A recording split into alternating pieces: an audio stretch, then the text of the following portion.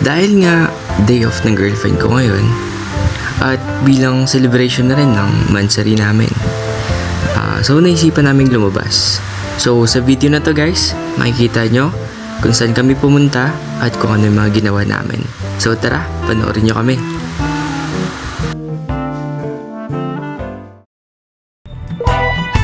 Tingnan. Ha?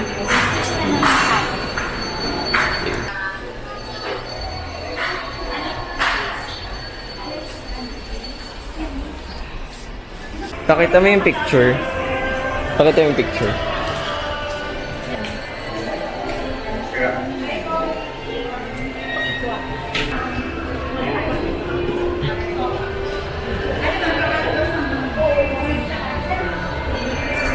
Yan ba yan? Try mo daw. Try mo. May powder po kasi ako.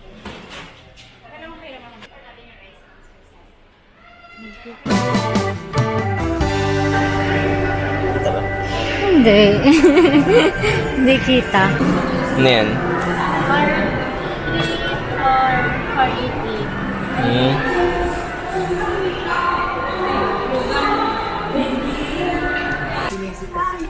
480. Ano yan?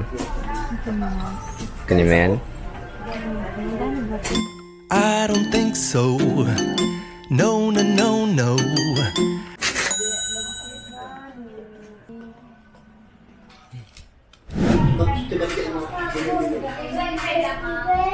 Ganda mo naman.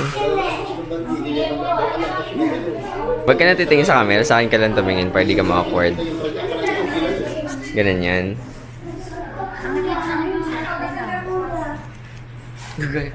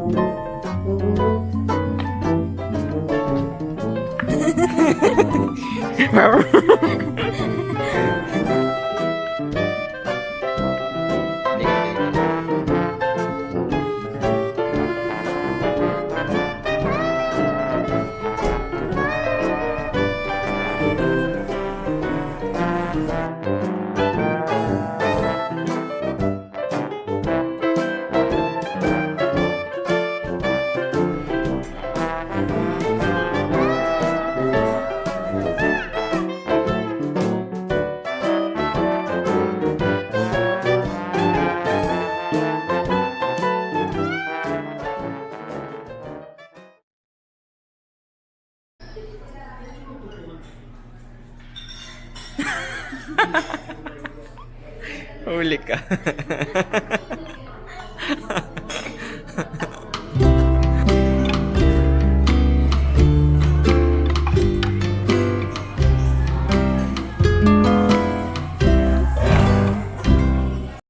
Hindi na nga pala namin na i-video habang kumakain kami at nagkakwentuhan. Sa kadahilan ng pareho na rin kaming gutom at mas inuna muna namin yung pagkain bago yung vlog.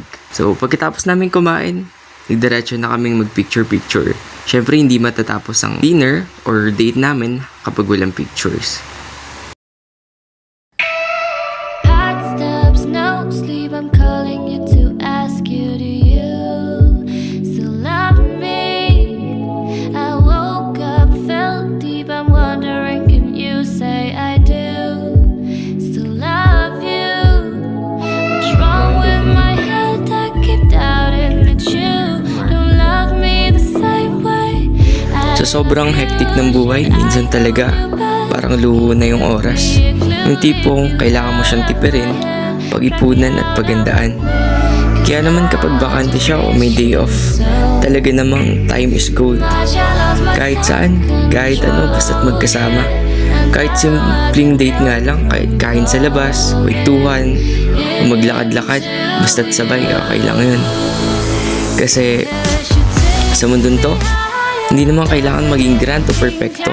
Basta't nandito kami, parehong masaya, parehong nagmamahal. Ayos na yun.